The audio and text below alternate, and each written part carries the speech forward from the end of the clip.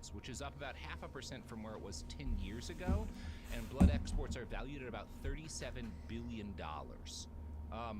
Like it's much larger. I did not realize when I started how big that's a significant piece of the economy. That's top 10. Yes, That's top 10. yes. Oh, man. And here's the thing. That's like shocking when you just I never would have thought of if I had been asked to guess the 10 largest exports, blood wouldn't have been on my list. But here's the thing. The United States provides 70% of the blood plasma used worldwide to make medicine. The That plasma. means yes. Okay. 70% of all blood plasma used on the planet in medicine comes from here. We are the largest exporter of blood products on the planet, and no one else comes very close. Go USA. Yeah, to an extent, yes. And this is one of those things where we're talking about how messed up a lot of this industry is. It's not like some messed up industries where it's like, well, maybe we don't all need this product that the U.S. puts out, or maybe there's alternatives to this product that has harmful consequences. We do really need a lot of blood and blood products. It's very important for medicine. A crucial part of keeping people alive. So you can't deny.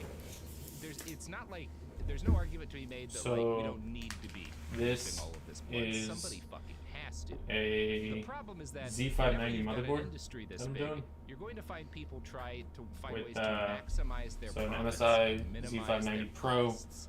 And when you're talking about blood, Intel that's gonna lead you to do some i7 fucked up 1100 shit that has some under this hideous Cooler Master consequences, tower. right? Yes. And I that's the got story that we're a telling today. Clevcrass This week's episode 1 is going to terabyte explain Gen why 4 and how drive the jump of the global blood and economy 32 came to rely gigabytes specifically on a bunch of prison G-Skill inmates in Trident Arkansas, Z watched over by a handful of Clinton DDR4, associates who saw their job as basically a bribe for 3600 political megahertz loyalty, and how this CL16. ultimately killed multiple Good 9/11s worth of Canadians, English people, and other folks around the planet. But I didn't like the This is fan a that was on dark this Cooler story, Master. and it's all set in the Arkansas prison This is system. all used except for the And it all SSD. starts with this immutable fact, So I which is got that pretty good human deals on beings it. Die without blood. The average adult has about 4 to 5 liters of whole blood in their body at any point in time. And while we've always known that you need blood, medical science has tended to focus. But yeah, throughout I'm most also of listening history to on, the maybe people have too Behind much the blood, Bastards maybe they have bad podcast, blood, which I and you really gotta like. add in good blood to A replace lot of losses. It was history a messy stuff. process of figuring out how blood works, and yeah. The first blood transfusion, as far as we know, was attempted in 1628 by an English physician. And I say attempted because it did not work. And I don't think that's it was a messy process, trying to figure out how to do this. And they weren't always using human blood, right? Because if you're an early doctor in this period, it might not make the logical thing wouldn't be that obviously a lamb's blood and a human's blood are fundamentally different, and we shouldn't be putting lamb's blood into people. You might not make that jump, right? Right. It all just looks like blood to me, Yeah. Just like if you put blood from somebody and somebody who cannot take a donation from them, if you're dealing with 1600, you don't know about blood types. How would you? How? How would that possibly come to you? Yeah. You should already get bonus points for recognizing that blood exists. Right. You know what I mean? If you're aware that the problem is not too much blood, you're doing very well in the 1600s. You're a great doctor in the 1600s if your immediate jump isn't just well, let's cut him and drain a bunch of that shit out. This guy with a sword wound probably has too much blood left in him.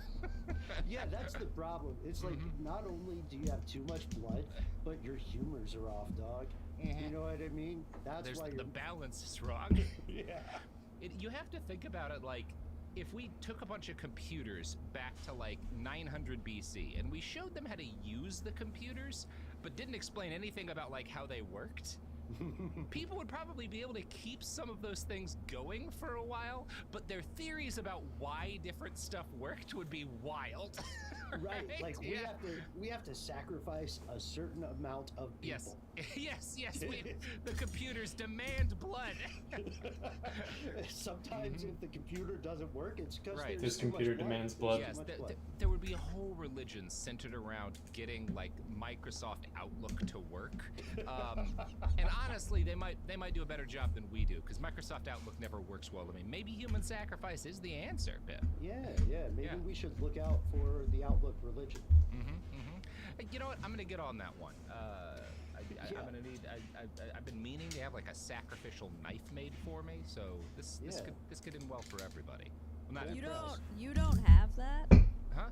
I have a sacrificial knife, but it's not nice enough to fix Microsoft Outlook, Sophie. Or do you just have a knife that has occasionally been used for sacrifice? Well, I mean, yeah, actually, this one right here. Folks, Robert just did pull it up, and want you to know it is to his right. Yeah. It is to his right. Keep it near me. You never know. You know my motto: ABS, baby, always be sacrificing. You never know when. Which god? You know, Babylonian deities. There's all sorts of gods out there that need blood. You know, I never know. When I'm more recovered from surgery and I'm back to filming, I gotta show everyone that knife you got me as a surgery present. It's incredible. Yeah, it's a nice one. Yeah, Ooh, that's I like the tease. it's a Ford Bontemsky Bowie. It's a from really New Zealand. nice knife. Yeah. Oh, wow. Yeah, the Yeah. Kiwis in the audience will be impressed. Now streaming. What do you know about the Happy Face killer? He's my father. It's so good to see you, Nessie. Experience the thrilling new series He said he killed another woman. inspired by a true life story. If I don't deal with him, he will never leave us alone. You don't see how they're worth saying, do you? Annalie Ashford and Dennis Quaid star. I am not responsible for what my dad did. This going how you hoped? Happy Face, new series now streaming exclusively on Paramount Plus. Are you hungry? Colleen Witt here, and Eating While Broke is back for season 4 every Thursday on the Black Effect Podcast Network. This season, we've got a legendary lineup serving up broke dishes and even better stories. On the menu, we have Tony Baker, Nick Cannon, Melissa Ford, October London, and Carrie Harper Howie turning Big Macs into big moves. Catch Eating While Broke every Thursday on the Black Effect Podcast Network, iHeartRadio app, Apple Podcasts, wherever you get your favorite shows. Come hungry for season 4. I'm ready to fight. Oh, this is fighting words. Okay, I'll put the hammer back. Hi, I'm George M. Johnson, a best-selling author with the second most banned book in America. Now more than ever, we need to use our voices to fight back. Part of the power of Black queer creativity is the fact that we've got us, you know? We are the greatest culture Zipitas? in world history. Listen to Fighting Words on the iHeartRadio app, Apple And Podcasts, scissors. or wherever you get your podcasts. I have no idea where my scissors are. Shopify Point of Sale is retail made right, so you can give in-store shoppers what they really want. Like buy online, pick up in store? Yep, Can I display in-store stock online? definitely. From every location? From 1,000 locations. Email capture, easy return? Of course. Can it make me right all the time? No. Shopify Point of Sale. Retail made right. Visit shopify.com/in-store to learn more. Scissors? So, we didn't get blood transfusion right the first time. Not for a bit. Not for a bit, but by 1655, a physician named Richard Lower had carried out the first successful blood transfusion, not on humans, but on dogs.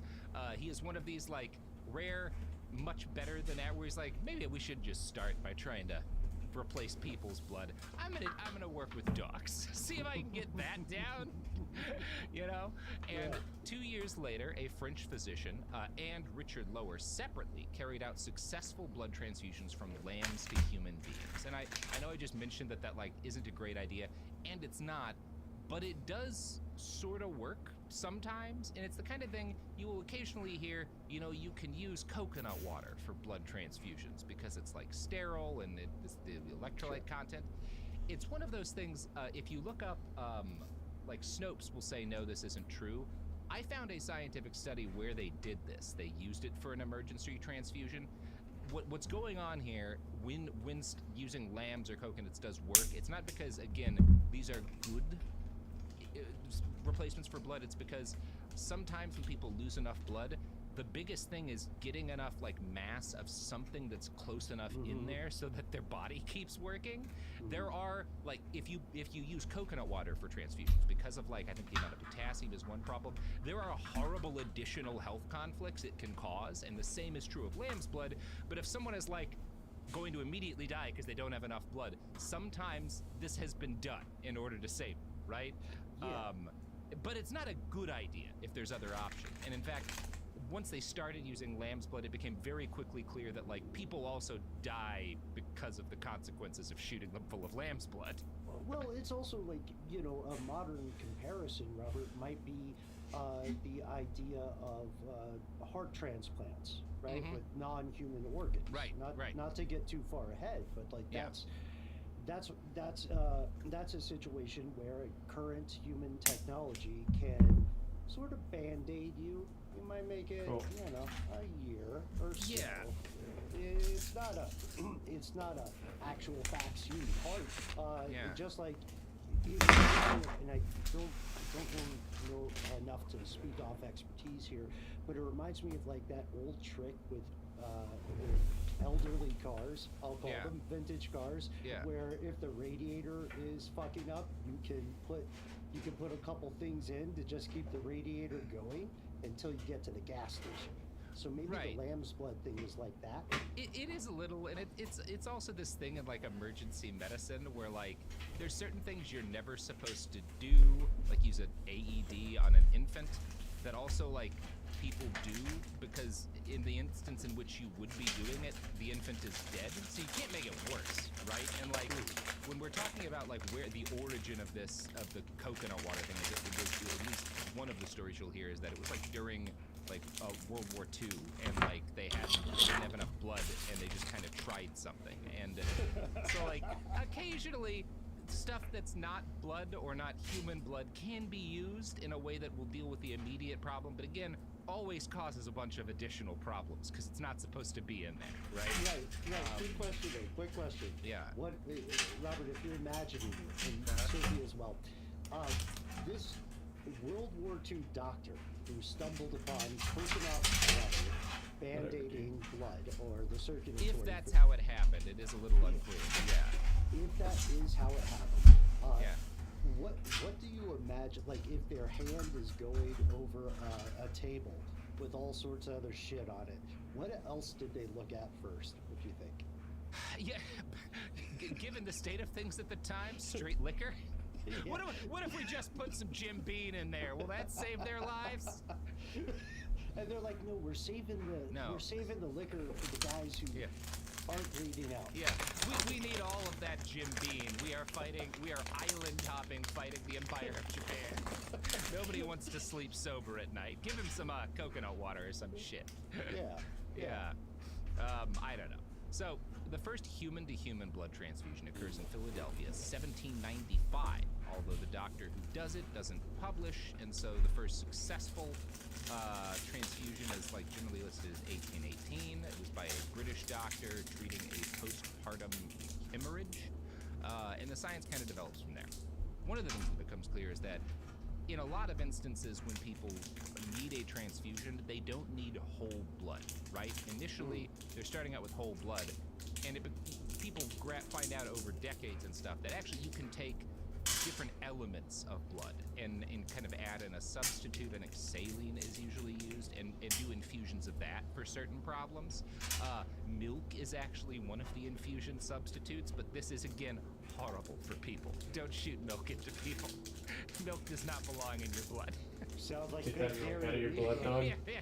Yeah, I'm sure the fucking dairy companies were like fighting like hell to have that be the case. So milk, it's what for? It's what's in your blood. There it is. Yeah.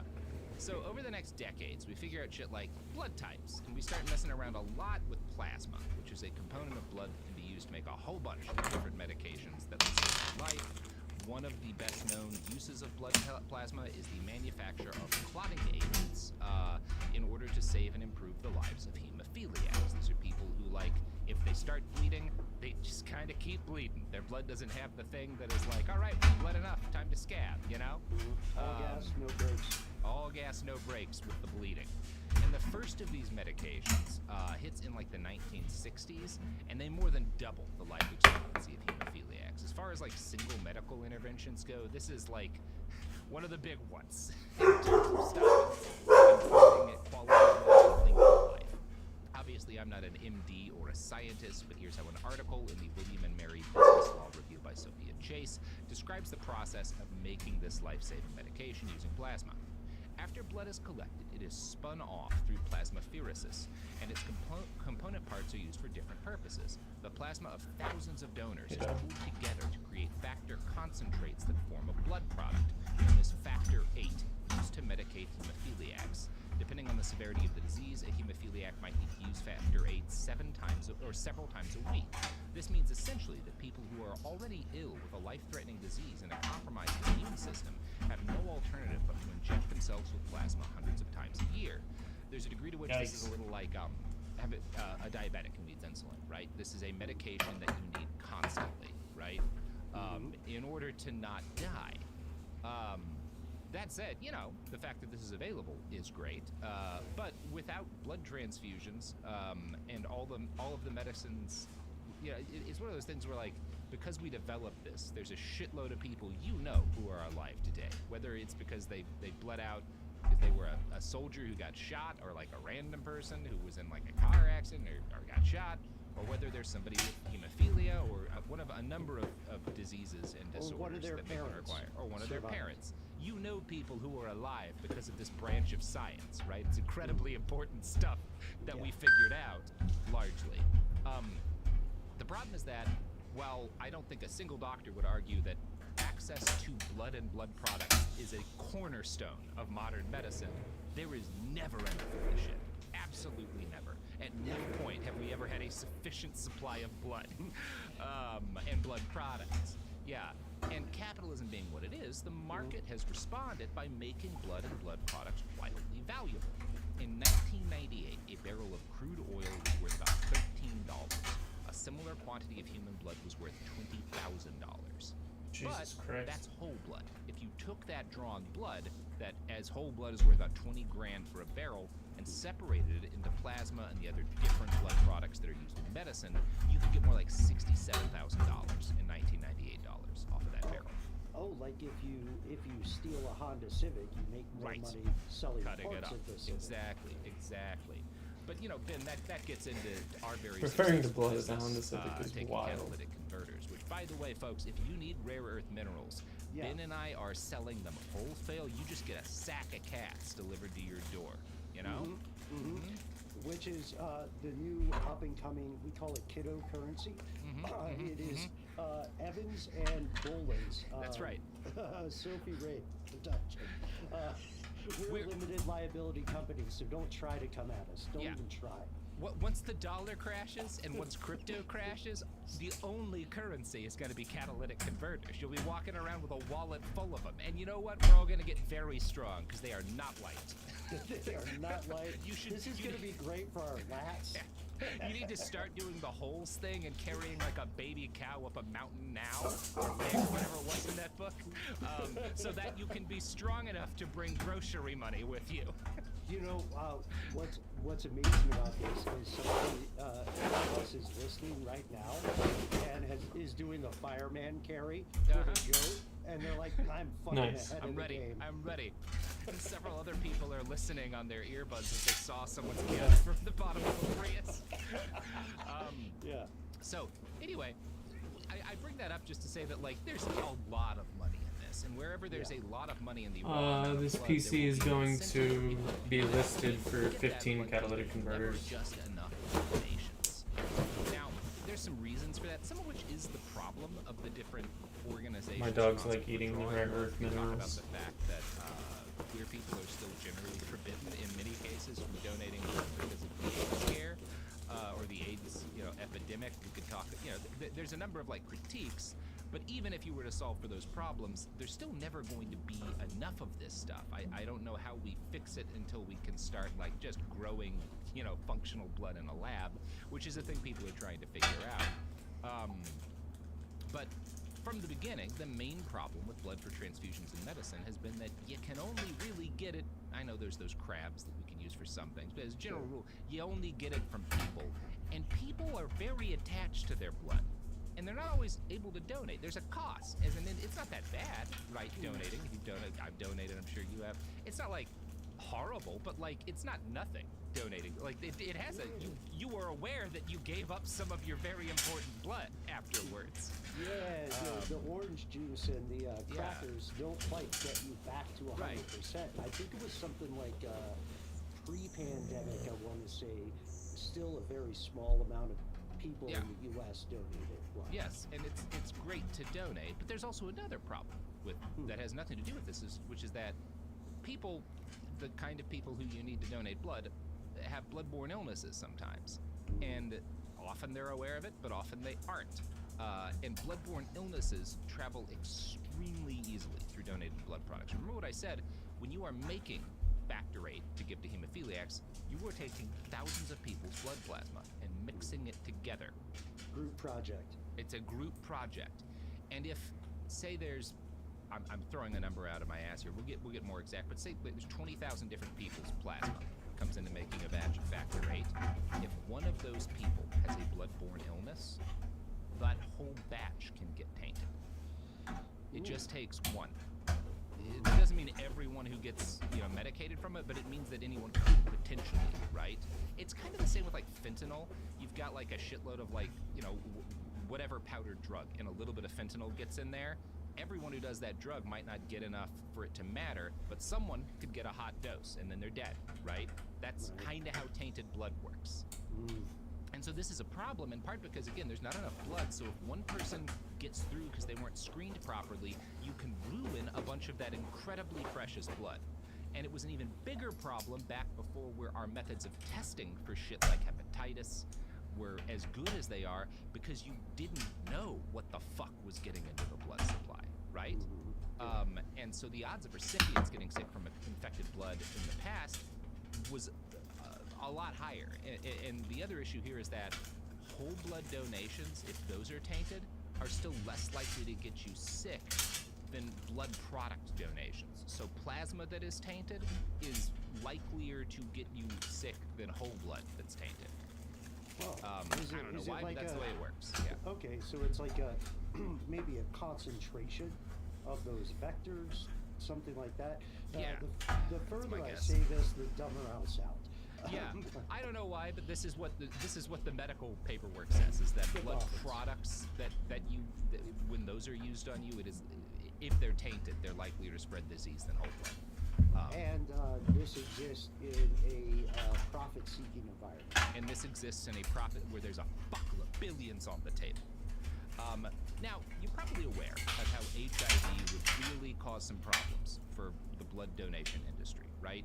Because first off, they didn't initially know it was a thing, so no one was checking for this stuff during the early days when it was spreading. And in that initial outbreak, a bunch of hemophiliacs caught HIV through their transfusions and got sick and died. But before and during HIV, it was still never the most common illness spread through blood donations. The most common illnesses spread through blood and blood, product donations are hepatitis A, B, and C. And we have been aware that hepatitis was a danger for this kind of stuff for a long time. But hepatitis C, we couldn't detect it until 1998, and we couldn't detect in people, and we couldn't detect it in blood products until 1992. So we've only very recently been able to actually monitor people's blood to see if they had it, and even more recently than that, be able to check blood products to see if they were clean from it. So what you got, if we're talking about the 60s, the 70s, the 80s, is a supply of something crucial that is inherently limited. And part of the issue here is that when we're talking about the international blood trade, if you've got a country with endemic hepatitis, right, of some sort, they're going to need to bring in blood from other countries because their ability to get enough clean blood on their own before you can test for all of this stuff properly is going to be effectively nil. And they're going to need, as a general rule, our blood, right? And because people don't like giving blood, you're going to have to pay donors. And because corporations like to maximize profits, they want to pay as little as possible. And I think we're starting to see where the problems come in here, right? Yes. Now, The first wave of blood products hits the United States in the 60s. And oversight and regulation of the blood industry is basically non-existent at this point. Many, if not most, paid donors are IV drug users, the homeless, and prisoners. All groups of people with a much higher rate of bloodborne illnesses than the general population or the volunteer donor population. Because the need is inelastic, different states start experimenting with blood shield laws, which exempt blood suppliers from what is called strict liability. As Sophia Chase explains, this meant that, despite providing an incredibly risky product, the business did not need to worry about the possibility of many expensive lawsuits. The large donor population, the lax supervision, and the diminished threat of litigation resulted in the United States becoming the premier producer of blood and plasma products. So we become the largest world producer of blood and plasma, in part because we're like, hey, if somebody gets sick because you didn't do your due diligence to make sure this stuff's safe, that ain't on you. We need the blood this badly. Get it however. You know? Yeah, like our ongoing, quite successful bag of catalytic converters business. Exactly. Again, exactly. Limited liability. Limited liability, because yeah, exactly. You know, why would we be liable for what happens to people's cars? They're not our cars. Speaking of cars, yeah, you know what you should buy is, if a car is advertised next, that. Otherwise, whatever else. Hey kids, it's me, Kevin Smith. My wife has always said is just a beardless, dickless version of me, and that's the name of our podcast, Beardless Dickless Me. I'm the old one. I'm the young one. And every week we try to make each other laugh really hard. Sounds innocent, doesn't it? A lot of cussing, a lot of bad language. It's for adults. Yeah. Or yeah. listen to it with your kid. It could be a family show. Not quite sure. We're still figuring it out. It's a work in progress. Listen to Beardless Dickless Me on the iHeartRadio app, Apple Podcasts, or wherever you get your podcasts. Cyrus the Great of Persia was a conqueror, and he tried to increase his empire by marrying Tomyris, the widow of the king of the Masangeti people. She refused his offer, and so he decided that he would invade the kingdom. Are you going to be there at like 4 p.m.? Turns out that was a big mistake. To hear the full story of Tomyris' bloody revenge, listen to the latest episode of Noble Blood, I'll be there available tomorrow. now. New episodes of Noble Blood every 6 a.m. Listen to Noble Blood on the iHeartRadio app, Apple No, Podcasts, we don't have any other or wherever armors. you get your I'll be there podcasts. at 6 a.m. until go home time. Victim of crime. The North Carolina Department of Public Safety Office of Victim Compensation Services provides programs to help you find peace of mind. Cool. We are here to help you apply for benefits that you may qualify for, to recover from hardships such as lost wages and medical expenses. To learn more, visit ncdps.gov/4victims. That's ncdps.gov/4VICTIMS. Celebrate 50 years of adventure at Busch Gardens, Williamsburg. Enjoy award-winning performances and European-inspired attractions. Feel the excitement of thrilling rides, like the all-new Big Bad Wolf, The Wolf's Revenge. There's fun for the whole family, from conquering first rides to exploring immersive lands. There's always something worth celebrating, only at the world's most beautiful theme park. Buy Busch Gardens, get Water Country USA free on fun cards and select memberships. Hurry, offer ends soon. Restrictions apply. Jesus. And we're back. The existence of these fans kind of sucks. In the late 1960s, a researcher named Richard Titmus concluded that paying donors made people likelier to lie about their medical history, right? From the beginning, because there's not enough volunteers, you are paying for most of this stuff. And research shows that like people will pretend they don't have the risk factors or just lie about outright having a bloodborne illness because they're desperate for money, right? Because people need money to live. He wrote that ultimately, quote, this, paid donations, results in situations in which proportionally more and more blood is supplied by the poor, the unskilled, the unemployed, and other low-income groups and categories of exploited human populations of high blood yielders. Redistribution of blood and blood products from the poor to the rich appears to be one of the dominant effects of the American blood banking systems. So not only is this our 9th largest exporter, tens of billions of dollars, it is an industry where the blood comes from poor people. And an overwhelming amount of it goes to people who are more affluent because obviously they're able to pay for better medical care.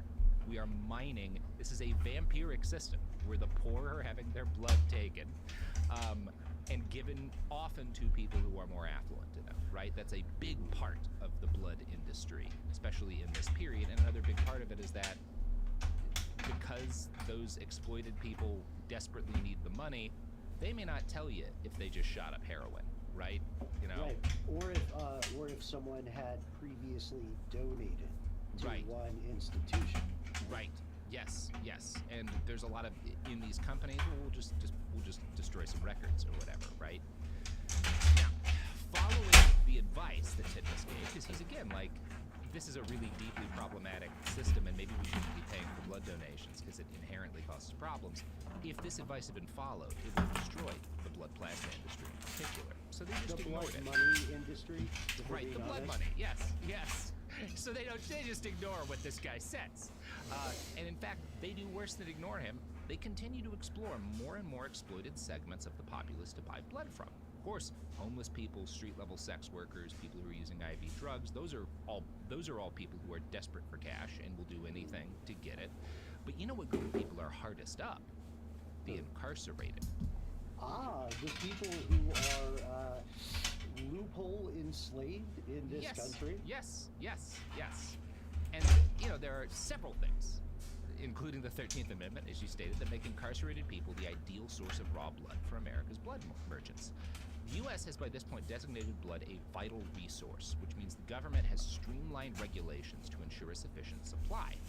This meant that if you set up a plasma donation center, a collection point in a prison, there is no mandated oversight, right? The FDA is basically not involving themselves, right?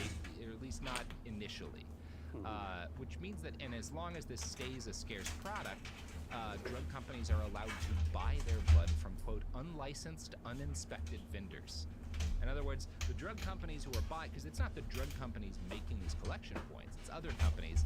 And because this is so scarce, if you're buying blood, you don't have to say, and I got it from these people who have a license to get blood and proving that they follow all these. You can just buy it from whomever.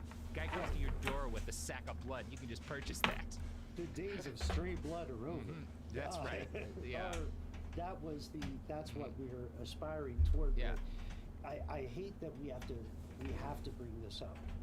Another thing going into this, if we are counting something, we being human civilization, as a vital resource, such that we're gonna cut some corners to get enough of it. Sure. Yeah, due diligence. Then we're also going to. We already did it. We already cut the corners on liability or responsibility. I don't know, man. Robert, I'm a fan of the show. I don't want to spoil it, but it doesn't sound like this ends well. I thought maybe this would be the one happy episode. Yeah. I mean, I will say the system doesn't work in this way in every extent now. There's still a lot of issues with the blood system, but a lot, things do get better as a result of all of the people who are going to die, right? I'm talking about the way it was in the 70s and stuff here. Now, that said, it's still, there's a lot of issues and also a lot of problems with the way in which blood donation was conducted. I'm not saying that there's not, but this is when we're talking about this program at its worst. Yeah, because these people have the incarcerated in the U.S. penal system have very little recourse toward any alternative, right? These are these are also the days of benighted experiments on human beings. Yes, and all of that is going down, and the fact that in terms of the companies who need blood, they're looking at prison this is the ideal donor base because number one, the prison population is fairly stable. A lot of these guys are in there for years or decades. You can rely on them, and the prisoners' need for cash is also stable. This makes for an extremely predictable flow of product, and businesses thrive when things are predictable. From the early days of experimentation in this field, there had been data that doing this was dangerous. In 1969, the New York Times published a story about several deaths tied to prison-derived plasma products. In 1970, they followed it up with an article describing prison plasma donation as transfusion roulette. In 1970, after several more well-publicized blood disasters, the Secretary of Health, Education, and Welfare published our first national blood policy. It recommended that only volunteers be allowed to give blood because, again, there's so many problems with paying people. In 1982, the FDA made a non-binding request that blood donated by prison inmates not be purchased or sold for domestic consumption. So in 1982, the FDA is like, we shouldn't use domestically any of the blood that we pay inmates for. Now, crucially, they're not saying don't pay inmates for blood. They're saying don't use it here. Right. And further, come on, let's spend a little time just scratching behind the ears of statements like non-binding. Yeah. Come on, pinky swear me. You guys, let's pinky swear, just not here, right? Just somewhere else. Somewhere else, so it's not our problem. The earlier laws regarding U.S.-produced propaganda, for instance, right? Right. Geez. Well, this don't do it here. Don't do it here. Don't. It's like the shitty stepdad. Yeah. About smoking cigarettes. Yeah. Just don't do it where I can see it. I don't want to tell you, Mama smelled it. Yeah. Yes. The FDA is definitely in its shitty stepdad era here. So, the industry doesn't stop taking incarcerated people's blood, and in fact, the FDA keeps issuing licenses to export blood to prison plasma centers in several states. These included Nevada, Tennessee, Louisiana, Arizona, Missouri, and the focus of our episodes this week, Arkansas. In 1970, an Arkansas district court had ruled that several practices at Cummins Prison in Grady, Arkansas were cruel and unusual violations of the 8th and 14th Amendments. One 1969 description of conditions in Cummins said this: many of the inmates are psychopathic and sociopathic. Some of them, again, this is 1969, some of them are aggressive homosexuals. Many of the inmates are hardened criminals, and some of them are extremely dangerous to society in general, to their keepers, and to fellow inmates. Many of them are malingerers and will go to any lengths to avoid work. Many are prone to destroy state property, even items designed for their welfare and comfort. This is how they're writing about these people. We're going to become the core of this blood donation system for one very good reason, which is that Arkansas prisons don't allow inmates to work for money. So, the blood donation program is going to become the only way Arkansas prison inmates can get cash. Yeah. Right. In 1978, the U.S. Supreme Court had found that Arkansas's solitary confinement tradition was unconstitutional. Justice John Paul Stevens described the prison system in Arkansas as, quote, a dark and evil world. And another federal judge described the people who ran Arkansas's prison system as evil men. These are federal judges. One of them is a Supreme Court justice looking at it and be like, wow, this is like Mordor. This is fucked. I'm a federal judge in the 60s and this is bad. You know? Or guys, 70s. Well, still, as someone in that level of the judiciary at that time, they probably got their own, crimes. They've seen under some the belt. shit. Yeah, they got that 7-league stare. You know what I mean? When you see a federal judge using a language that you would expect from like some 19-year-old like anarchist protester at like an anti-prison rally, the conditions must be nightmarish, right? Mm-hmm. John Paul Stevens is calling the people running this system evil. Like,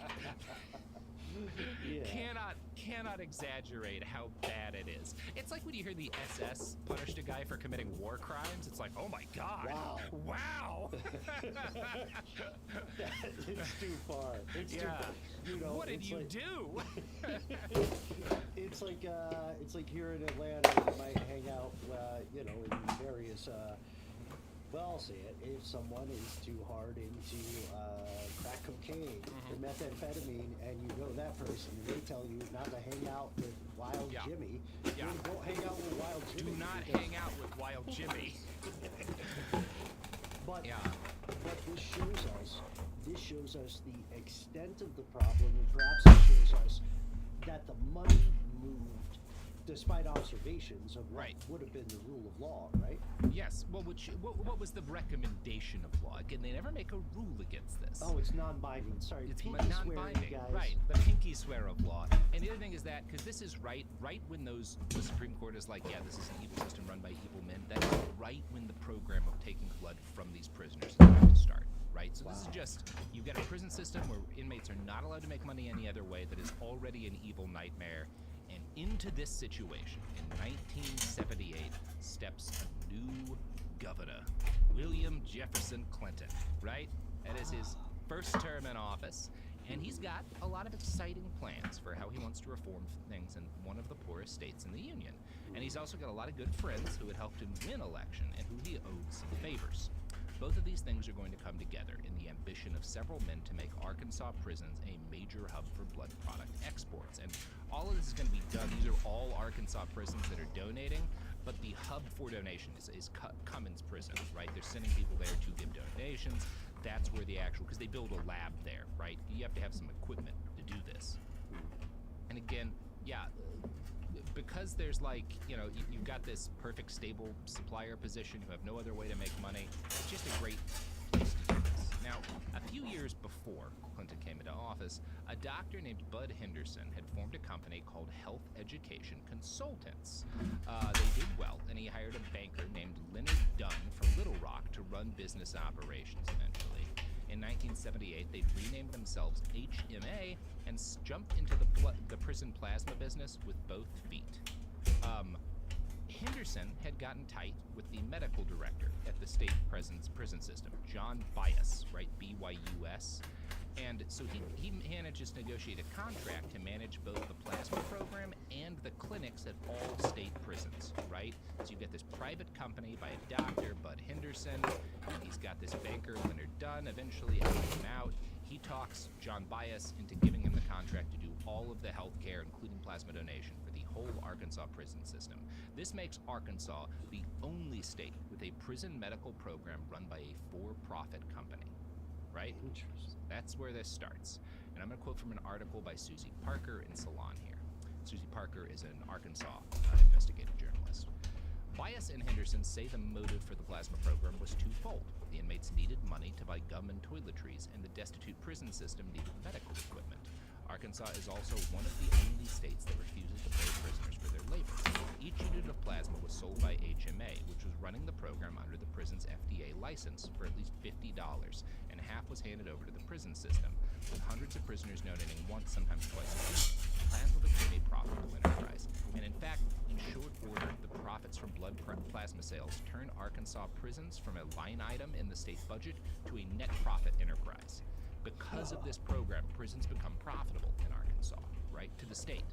Cut to Governor Clinton doing a sick saxophone riff. Oh yeah, that? Just fucking blazing on that sax. Oh, the right to bleed. The right to bleed. That is what they call it. That's literally the term. So as we all know, once the profit motive becomes the governing concern over, say, human welfare, people consider some dark things. One of the doctors who worked at Cummins Prison during this time was a guy named Mike Galster. He started in 1979, just as the program got off the ground, and he has since made some terrible allegations. Quote, "I could see prisoners were being given illegal narcotics. Several indicated that this was how they were being paid for their plasma." And so guards are being pressured to sign up prisoners to donate. I think there's some evidence guards are getting kickbacks, you know, like in order to help.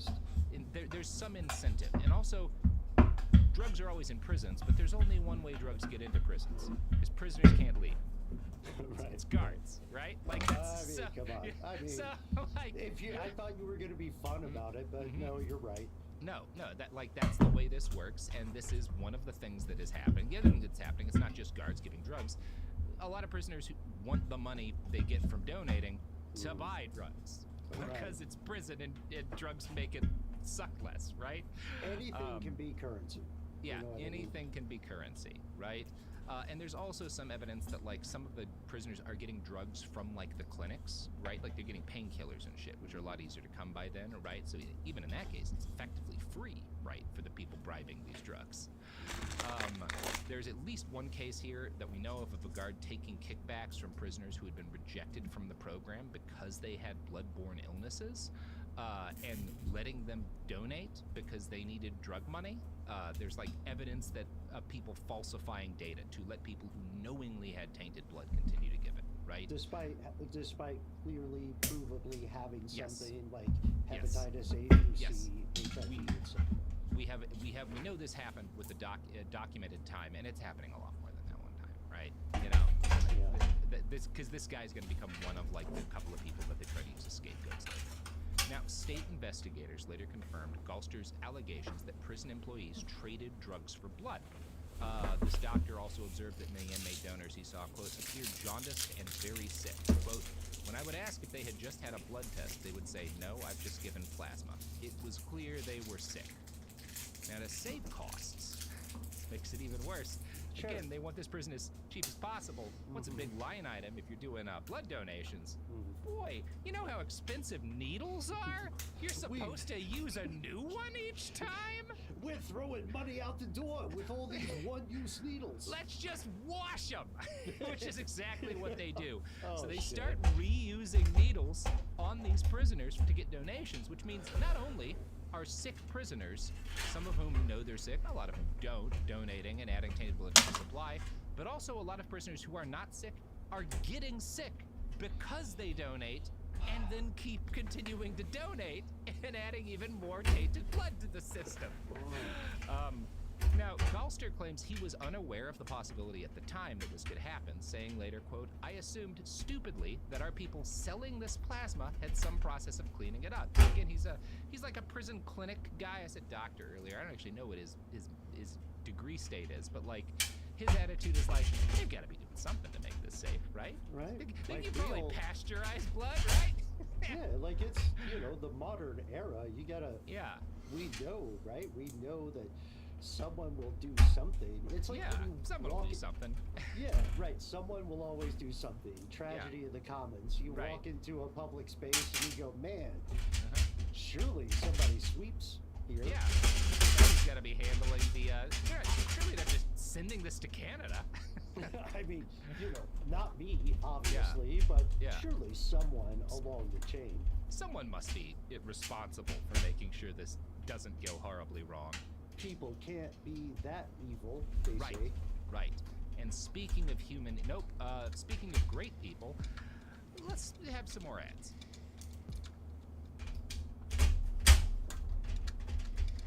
And we're back. So to save costs, and again, because there's no real oversight to the program, it's also like, if you want to have like a professional phlebotomist, and like phlebotomists are pretty good generally at like taking blood. If you've ever had like a phlebotomist take your blood and then had like, you know, a nurse that's not their specialty take your blood, you know that like when somebody specifically their whole thing is doing blood draws, it's a much more pleasant process, right? Yeah, they know where the vein is. Yeah. But here's the thing, both nurses and phlebotomists, expensive. You know who works for basically free taking blood? Who's prison inmates. Oh, also, wait, before we go, I do want to point this out for anybody who is a nurse or RN associated listening. That is not to denigrate at all. No, you guys have a lot of stuff you're doing.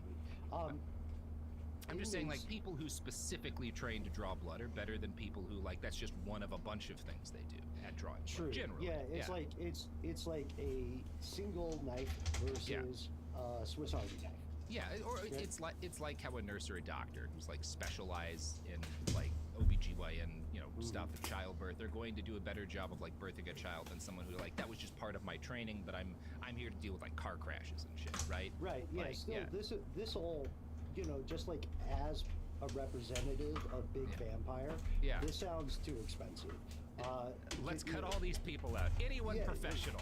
Yeah. Let's get rid of these fancy degree types. I want someone on the ground who asks fewer questions. Yes, someone who's in prison because they shot 2 guys, right? Oh my God, he mind should reader? be right. Yes, perfect. One witness to this was a former inmate donor, John Schock, who spoke to Susie Parker. Quote, they had inmates doing things they shouldn't have been doing. They would let people who was sick bleed. Ain't no telling what they had. They didn't check all the time. And after Schock had been donating for some time, prison medical staff conducted a hepatitis test and he turned up positive. quote, I am damn sure I got it, hepatitis C, in the prison. I didn't have it before I went in. I've never had needles stuck in my arm that wasn't supposed to be there. I've never interacted with homosexuals. I love women too. Again, this is the 70s. I didn't get it those ways. But he is saying that, like, the only time needles were in my arm was when I was doing this blood donation program. Obviously, I got hepatitis from this. Yeah. You don't have to be a perfect person to exercise logic. That's right? Exactly. And he claims that when he gets diagnosed with hepatitis C, they don't kick it out of the donor program. And in fact, he claims the doctor who sees him is like, well, your eyes aren't yellow. You don't have jaundice yet. So you're probably fine. He said, quote, if you start feeling bad, come back and see me. That's just the way they work. They don't care because you are dirt down there anyway. Yep. Prisons. Yes. Prisons. And what part of the story here is that, like, you know, Americans don't like to think about treating prisoners more nicely. It's never a popular political topic. But when you treat these people like shit and like they're not human, thousands of you might die from tainted. Like, that's not why you should care, but there are objective consequences to this evil, right? Like, it never stays. No evil on a population of people ever stays isolated to that population of people. This is a lesson we never learn, but it is important. That's really well put too. Yes. That's one of the best articulations I've heard of that. Honestly, I'm not blowing smoke. No. You know, there is a interlinked system. Regardless of whether people want to admit that is the case or not. We're all deeply tied together. These are human beings who live with us, and treating them like shit causes problems outside of them, even if you don't care about that group of people, and you should. But, like, you should try. You should try. You should care about people. You should maybe not try to give them diseases while stealing their blood. Yeah, you know what? That might blow up on you. Is that a reasonably low enough bar? Look, I'm not saying none of these guys did terrible things. I'm saying don't give them diseases while stealing their blood. I mean, just like, you know, if we're spitballing, right? If we're spitballing, first step, maybe don't be a vampire. All right, hang on. You said you were going to be cool. Mm-hmm. You're right. Because, like, sometimes you could be the sexy vampire who winds up getting cast in Bong Joon-ho movies, or you know, right? Yeah. Maybe this will give us more Robert Pattinson movies. We shouldn't judge. Oh, wait, no, I'm hearing the Arkansas blood donation program did not lead to any Robert Pattinson. Wait, you have this confirmed? Yeah, I have this confirmed. No, I'm turns shocked out, you haven't brought up Nosferatu, as we saw that with Garrison. I'm actually unclear as to whether or not that has something to do with the Arkansas prison system. Okay. You never know with Willem Dafoe, Sophie. Think about it. Yeah, Willem Dafoe. Perfect. So the first diagnosed AIDS case in the United States happens. Speaking of segues. Right. Yeah. June 16th, 1981. Now, obviously, HIV had been spreading around the country for some time before this point, but it takes a while for people to realize, especially because of the way HIV, you have it for a while before you have symptoms that are clearly, it takes a long time to figure out what the fuck is going on, right? Yeah. But once it does, it's become so widespread that there is a fucking panic, right? Now, the panic is initially focused mainly in the coasts and kind of the more densely populated areas than rural Arkansas. So while other institutions start taking action to counter this new bloodborne horror, the Arkansas prison system does nothing at all.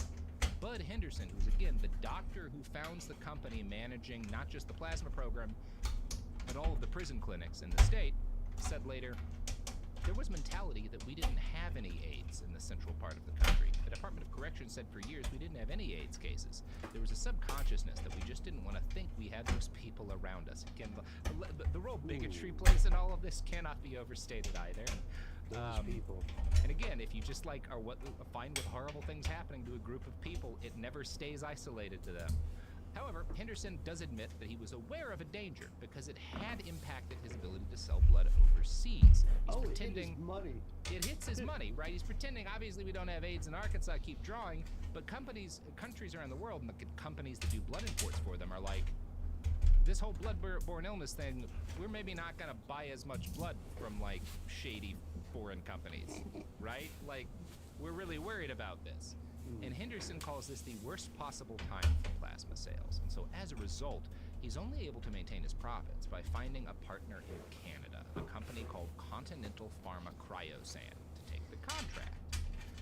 Cryosan is a blood wholesaler.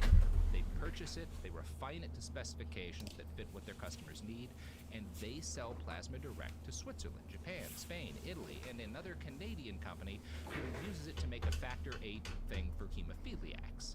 Now, a number of these companies that Cryosan is selling to have banned the purchase of blood on their own soil. And I think all of them have banned the use of blood derived from prison inmates, right? But Cryosan doesn't tell them anything. And I think they're generally aware where a lot of this blood is coming from, but it's like a loophole, right? No, we'd never do that. That's against our Swiss ethics, you know, to take advantage of people in that situation. And it's not safe. Oh, hey, Cryosan, they've got clean blood, and Cryosan ensures the shipping papers say nothing about the fact that these products have originated from prison donations. The source was just listed as ADC Plasma Center, Grady, Arkansas. You see that? Some Japanese guy working at a company that's, you know, sending blood to hospitals. Why? You know, whatever. Yeah, we got the paperwork. You know what I mean? Got the paperwork. It's all good. Yeah. Why would somebody be dishonest about a way to make this much money? Right. And in 1983, the program does come to a screeching but temporary halt, because during this process, when they're sending shit to Cryosan, it is found that several units of blood tainted with hepatitis B have made their way to Cryosan and thus overseas. This was a problem at the time because Hep B, we now know, can indicate the presence of HIV, right? Which means we are basically certain that by 83, HIV has entered the Cummins blood supply that's being sent out to all these companies. We don't know exactly when it happens, but the amount of Hep B they're finding suggests that it's pretty widespread by 83. Now, remember, the fact that this tainted blood is leaving the prison also means that it's being spread around inside the prison, some through sex and some through drug use, but it does seem like more than anything because of how many people are donating through tainted needles being used for blood draws, right? Because that lowers costs for the company doing the blood draws. Now, this whole disaster, the fact that a bunch of tainted units of blood get sent to Canada, is written off as a screening lapse. The FDA closes the donation program in Cummins for a while, you know, this is in 1983, but in 1984 they publish an investigation that comes to some damning conclusions. Quote, I've never dealt with a bolt that was this stuck. And improperly distributed plasma contaminated with hepatitis. 12 ineligible donors had given blood in a breach of screening process, and an international recall resulted. The FDA then revoked the center's license to operate. An investigation revealed that the program allowed disqualified donors to bleed, altered records, and stored plasma in ways that didn't prevent contamination. It also found that Plasma Center staff wasn't well supervised. It discovered attempts by people in HMA management positions at the center to hide from FDA inspectors the fact that they had either initiated or condoned the destruction or alteration of records concerning these activities. So this is not just something you can say, well, they shouldn't have put it on to the prisoners, but the problem started there. No. Management is actively covering up that they are producing and selling tainted blood. They right? conspired. They conspired. They knew. They were incredibly well aware of what they were doing, and they did it all for money. Now, it is obvious even this is putting the problem that exists too mildly. And in fact, later in 1984, in part based on the FDA's investigation, the National Correctional Association puts out an informational bulletin to members, and their members are prisons, warning that plasma centers are a bad idea. You shouldn't have them in prison, right? And as a result, most U.S. prisons that had been in the process of making plans and contracts to do plasma donation programs stop, because their whole organization is actually, this is a terrible idea. You are opening yourself up to so much fucking liability. Just don't do it, right? But the prisons in Arkansas don't stop. Company founder Bud Anderson considered the program critical, not just for his own bottom line, but for the welfare of the state itself. And Bud argued it's, quote, for the good of the inmates, because the prison needed money too. You have to understand. That's why we have taxes, Bud. No, but of course, They like it though. You want to be able to cut those, yeah. Wow. By the early 1980s, that's when he brings in Leonard Dunn to run his company, right? I mentioned this earlier, this lawyer from Little Rock. Leonard Dunn is a confidant and friend of Bill Clinton. He's this he's a banker, right? And Clinton had appointed him at the same time as he's being made the head of HMA. Governor Clinton appoints him to the head of the Arkansas Industrial Development Commission. Now, Clinton also appoints HMA's attorney, Don Smith, to the Board of Corrections for the state. So, we're seeing these people. One is a close friend of his being put in charge of HMA, and also HMA's attorney is being put on the board of corrections, right? So there's some direct involvement here of the Clinton administration, and they're at this point trying to get the program going again because it makes the prison system solvent. And so the question that we have to ask on behalf of everybody tuning in, the question is, at what threshold can we still maintain some sort of possible, if not plausible, right? That is the question we'll be dealing with throughout the episode. But this is what's happened right now, right? Okay. So months after the FDA shut things down and issued a report condemning the whole operation, HMA creates a subsidiary called Arkansas Blood Components, or ABC Plasma, and they keep selling the blood that way, right? Including to Cryosan, the company that uses tainted U.S.-made blood, that they're selling this tainted blood to the Canadian Red Cross. Now, at Cummins, plasma donations continued, and by all accounts, most, if not all, of the same problems persisted. So they get relicensed, right? And the next year, in 1985, stories come out that Arkansas prisons had more inmate complaints than any other state, not just due to the blood program, but more broadly due to hideous issues with rape and abuse by guards and poor facilities. This is a black mark on Governor Clinton's record, and so he decides we need to take some serious action in the prisons. Not to necessarily fix anything, but I'm going to have the state police conduct an internal investigation into what went wrong here, right?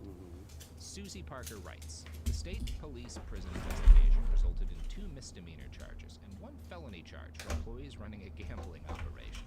Only a few weeks into it, Clinton himself urged a speedy end to the probe. I told him to get it done and get it over with, Clinton told reporters. Complaints about poor health care and the plasma program resulted in no action, and the Arkansas Department of Corrections Director Abe Lockhart, who had been at the center of the allegations, was not punished. Clinton said the prison system had been studied to death and refused to oust Lockhart. Now, Susie's right to center Art Lockhart, the Department of Corrections Director, because he is one of 3 men who control the state prison system. The other 2 are a state senator named Knox Nelson and a state representative named Bill Foster. Now, there are allegations that all 3 men, or at least men close to them, profited directly from the blood program, often by awarding contracts to local businesses who supported them and their campaigns. One good article that I read in the Arkansas Times on the matter interviewed Bobby Roberts, currently the director of the Arkansas Library System, or later the director of the Arkansas Library System, and a former member of Governor Clinton's staff. And he blames Newton and Foster for blocking any attempts to reform the system. Roberts recalled it as a time when Nelson held the upper hand over Clinton with regard to the prison system, which was headquartered in his district. Roberts said Nelson made it clear to Clinton that, as chairman of the Senate Rules Committee, he would prevent legislation that the governor wanted in other areas, such as schools, roads, and economic development, from ever reaching a vote if Clinton pressed for changes in the prisons. Knox and I got into it about everything under the sun, Roberts said. I don't think any governor was going to cross him, and a handful of other senators down there didn't think he was going to get anything done. There was a lot of politics that went on with these things.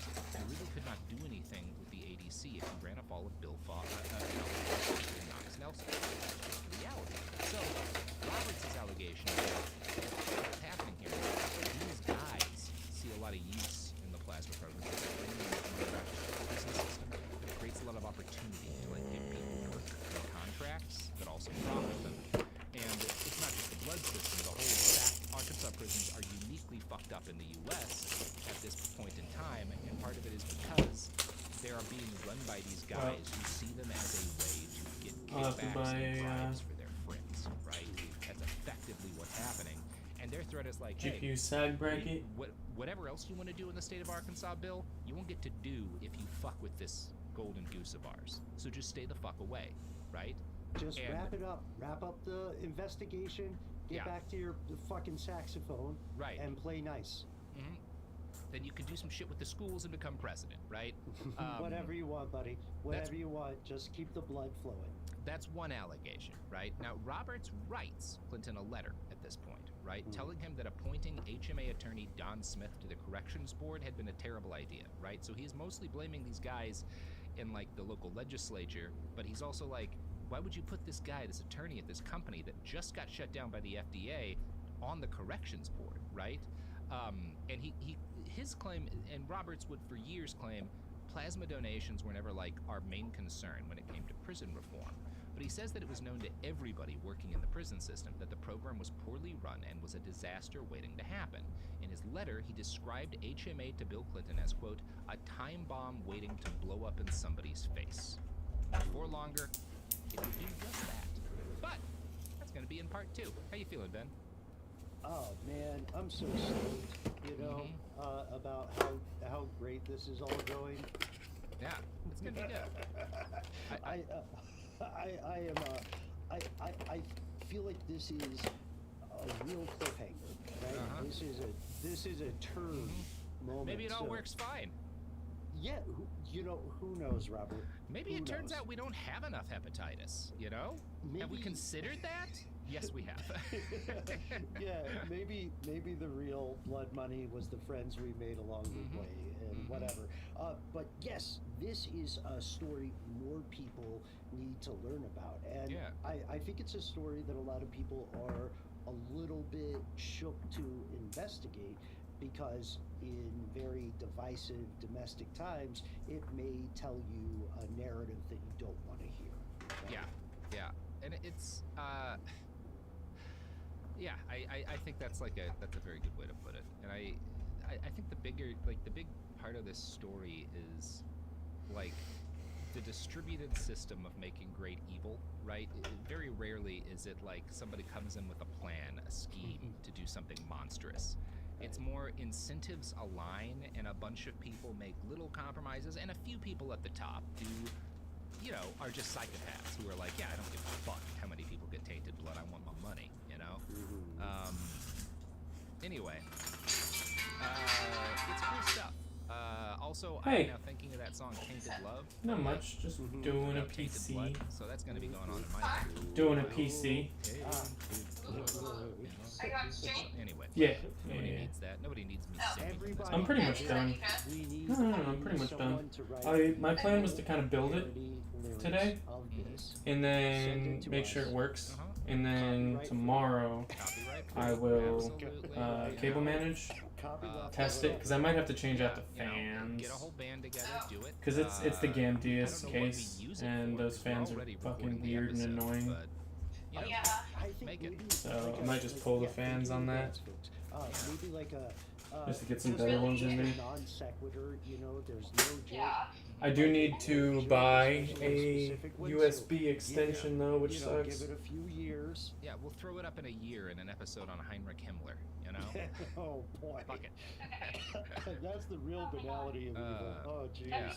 So Ben, where can people find you on the internet.com? Yes, theinternet.com. That's a real up and coming thing. Yeah. Thank you for asking. Why? Well, you can find me hanging out occasionally with you on Behind the Bastards and Ages Past. You can check out critical thinking applied to allegations of conspiracy and stuff they don't want you to know, or ridiculous history. You can also find myself calling me-self at Ben Bowen in a burst of creativity wherever there's an @ sign. And then, you know, before now, you could have found me just freestyle selling blood on the streets, but I'm really excited about the catalytic converter thing. I think this is going to be big for us. Yeah, it's going to be big for us, and obviously big for all of you who lose catalytic converters, but hey, we've got extras that we took from you. Anyway, we'll sell them back. We'll sell them back. That's the episode, everybody. Come back to part 2. Behind the Bastards is a production of Cool Zone Media.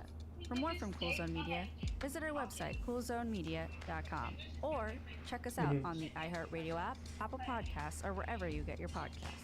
Behind the Bastards is now available on YouTube. New episodes every Wednesday and Friday. Subscribe to our channel, youtube.com/@BehindTheBastards. My favorite. Okay. I'll talk to you soon. Bye.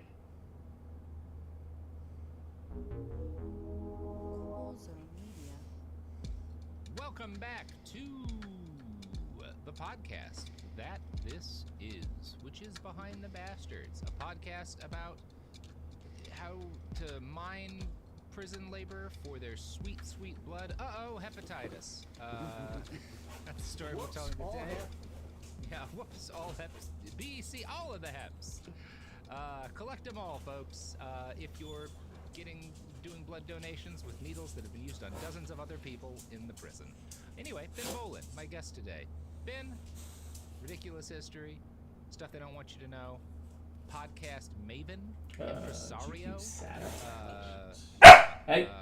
How are you doing? How you feeling? I'm doing well. I got to tell you, Robert, I got a little bit of epaulette envy right now because your jacket's pretty sick. I got a jacket like that, but it's it's stored away for specific purposes. I apologize. I'm like some guy rocking up to the White House without a suit on, you know? I mean, I live in a place where you get to wear clothing like this regularly because it's cold. So, it's part of why I left Texas. I really like jackets, and boy, very few places are worse for needing a jacket than Texas. You heard it here first, folks. Yeah.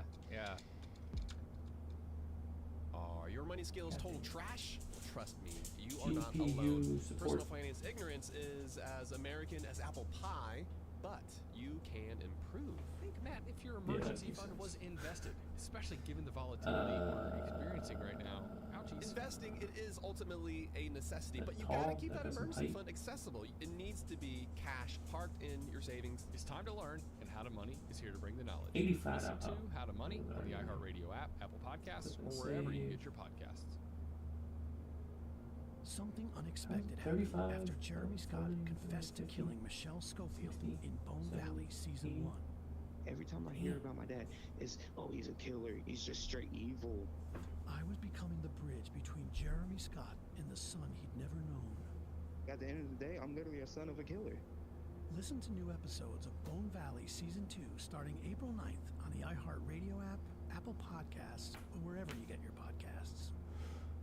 You want to deliver the best retail experiences, but it's hard, especially with multiple stores. Well, for now, I'll have to use KPIs, the Lego and the front IO right here won't be usable, but you can unify retail operations and guarantee smooth shopping across every location. Shopify POS, the best retail experiences without complexity. Visit shopify.com/without-complexity to learn more. If you or a loved one have been a victim of crime, the North Carolina Department of Public Safety Office of Victim Compensation Services provides programs that help you find peace of mind. We are here to help you apply for benefits that you may qualify for to recover from hardships such as lost wages and medical expenses. To learn more, visit ncdps.gov/4victims. That's ncdps.gov/4VICTIMS.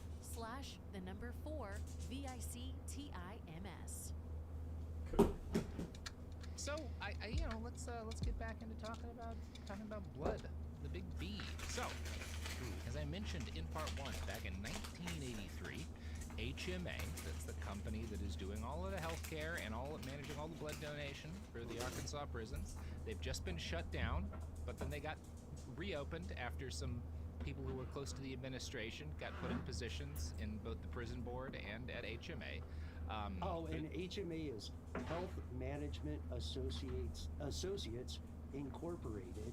What do we always say about innocuous names, right? Yeah, that's the worst thing ever. Yes, they're just killing people.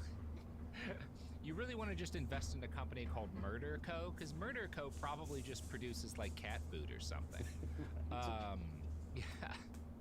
So they're founded by Janine Murder. Yeah, Janine Murder. You know, she's a great cat food scientist of the New Hampshire murders. Of the New Hampshire murders, yeah. The Granite State. As I mentioned in part 1, in 1983, HMA had sold a bunch of tainted blood plasma for inmates who were known to be positive for hepatitis. 38 units of blood, to be exact. Now, 1 unit of blood, there's actually varies, because it depends on like how it's like roughly a pint, right? That's what you should keep in mind in your head when you're hearing about a unit of blood.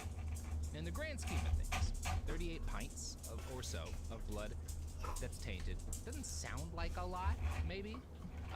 However, as I stated in the last episode, all of these are being mixed with tens of thousands of other blood donations, and so these 38-ish pints-ish of tainted blood can wind up being turned into medicine for tens of thousands of people. right? Because any given dose of the plasma being given to hemophiliacs as factor VIII would be made from the blood of as many as 60,000 donors. And just one tainted donor can spoil the batch. So that's great. So from just 38 pints of donated blood, at least 4,000 doses of dangerous tainted medicine were made and shipped overseas. At least. Probably significantly more than that. Many made their way into the hands of hemophiliacs who required regular injections of factor VIII. In 1985, the same year as Clinton's state cops cleared the company of most wrongdoing, a UK hemophilia sufferer named Peter Longstaff tested positive for HIV. Now, because of the way this all works, we don't know that Peter's tainted plasma came from Arkansas prison inmates, right? Because you can't. They're just mixing it. They're not keeping track of, here's every individual whose blood is in this batch of factor VIII, right? But he'd been taking blood products, including factor VIII and factor IV, since the 70s. And by then, Arkansas was a huge part of the U.S. blood economy. And the odds that blood from Cummins prison made it into his body are about 100%, right? Just given the way things worked at that time. His brother also suffered from hemophilia, and his brother Stephen Longstaff would be infected in 1986 and became one of the first people to die of AIDS in the UK. Given the hysteria at the time, this meant not just that the Longstaffs weren't just dealing with the fact that both of their sons had gotten sick, and in '86 one of them died, but it meant that they also became the targets of mob panic. Per The Guardian, during Stephen's final days in hospital, the windows had to be blacked out to prevent people taking pictures. On the day of the funeral, the family house was daubed with paint which read, "AIDS, get out of here." It was devastating to the family, his mother said. Pete himself recalled being rescued from his house by his GP and the police because there was a mob outside trying to get him because he had HIV. So when we talk about how many people are getting sick, it's not just that they're getting a deadly or potentially deadly disease that changes or ends their life. It's also they're dealing with this kind of shit because that is where the culture is at the time, The secondary infection of a people being mass dicks. outbreak, of dickishness. So we could say then, that not only is this family being targeted unfairly through some groundswell of mob rule, but they're being targeted at one of the worst possible moments of their lives. Yeah, I remember when I was in school in like the 90s, we had like school lectures about how there was a kid with HIV, I think because he had gotten a blood donation, and you could still use the water fountain that he used. It wasn't a danger to you, Which might sound silly to us now. It sounds wild now, but no, I remember this. Yes. You were there. Yeah. Just like you were there at the JFK assassination. Robert. I know who was there, and I know that he is currently, a well-regarded U.S. politician. But Bernard Montgomery Sanders has a lot of unanswered questions about him today, and that's all we need to say. That's all we need to say. All right, we're keeping it on air. Bernie, come find us. Buy some catalytic converters. Yeah. So HMA ultimately settled with the FDA over the blood recall that resulted from this. Their share of the liability was about $250,000. Now, we don't know how much money HMA was making off of this program, in part because they weren't really required to let people, some of the regulations about this are you don't really need to say in the sense that most companies do. But at least $2 million a year is probably a fair guess based on how, what the company that takes over for them is going to make. Now, the state police investigation largely cleared the department of any serious wrongdoing in their plasma problem. HMA was eventually given the go-ahead to continue operating it with new safeguards in place. Thankfully, the growing panic over HIV and the news of what had happened to the Longstaffs in the UK prompted some re-examination. And even though they were allowed to continue in 84, 85 doing this plasma donation program, in the summer of 1986, a hero emerged. And unfortunately, in this case, the hero was an insurance company. But HMA's insurance company, after they looked into the evidence, was oh, absolutely not. No, you people are gonna get us fucked. You're so reckless. We're dropping your asses, right? This meant that the Arkansas prison plasma donation program was again forced to shut down. And this is going to lead to some of the most, less irresponsible actions than we've had so far. So one of the things that happens once HMA gets shut down by their insurer, the prison board, in which the guy we heard from last episode, Clinton Aide Bobby Roberts, is a member of the board. They might come to the conclusion that like that state police investigation might have been shit, and they hire an outside organization to do a better version of the internal investigation into what had happened. Now, the group they picked is the Law and Policy Planning Department in California, which is a lot better than having the state police do.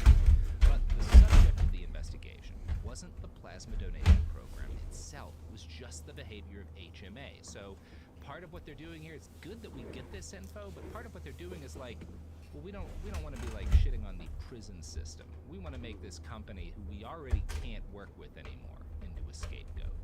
So they scoped in and cauterized the group, essentially. Right, exactly. Yes, yeah. And this is how the paper concludes. HMA originally may have diverted the Department of Correction payments to support acquiring plasma centers or to other purposes that may well warrant further inquiry. In any event, it was early in the 5-year contract period that HMA established a pattern of contract shortfalls, and the ADC accepted them. For HMA, this must all be viewed as profit-motivated business decision-making at best. At worst, it calls for further inquiry. So just like so many crimes are going on here. Yeah. Now, even though it has concluded this again, it's just blaming HMA. So the people running the prison system still want to make money off of blood. So the Arkansas Department of Corrections makes a deal with a new company, Pine Bluff Biological Products, a for-profit business. And obviously one that's not going to continue the same problems. These guys are finally going to be ethical. Finally. On the up and up. On the up and up. Someone doing blood money the right way. Yes, you know exactly. What I mean? Ethical, just like the ethical blood diamonds that I wear in my all diamond chiffon. I don't know what a chiffon is. But you know, yours is diamond encrusted. That's the important part of the story. Yeah. Yes, and they're not blood diamonds, they're blood plasma diamonds, which is much more ethical. Think about it. That's why I made my money off a platelet emerald mine. Exactly. Platelets make the best emeralds, I assume. So, Bobby Roberts would later allege of Pine Bluff Biological Products getting the new blood contract. Quote, I think it was an insider Pine Bluff deal. Those were companies set up specifically for doing business with the ADC. Basically, people who were running the Department of Corrections went to rich, entrepreneur friends of theirs and were like, here's what you need to do to set up a company to like make this work. Right? Now, I know what you're asking now. How much money was in this business for the prison system? And the answer is... Wait, let me do it. Hey, Robert, how much money was in this for the prison system? The answer is less than you'd think. Here's the Arkansas Times. According to Robert's records, PBBP reported collecting an average of 960 units of plasma a week in fiscal year 1986. Calculated at a conserving selling rate of $50 a unit, that volume of plasma grossed approximately $2.5 million that year. According to PBBP's contract, the ADC was to receive $5 for every unit of plasma collected. So here's how the numbers looked in a year when the median income in Arkansas was half of what it is today, and when the scourge of contaminated blood products was being felt around the world. PBBP's $2.5 million in annual gross sales, $350,000 was to pay their $7 a unit fees. The state of Arkansas collected $249,600 for prison operations, and PBBP had gross revenues of almost $1.9 million. Now, that sounds weirdly small for this. First off, this is not all the money that's coming in through the program. But second, what's happening here is the state and the prisons are getting, a little bit of this money. And most of that prisoner money is also going back into the Department of Corrections because they're using it to buy things from the prisons. Most of the money is going to PBBP.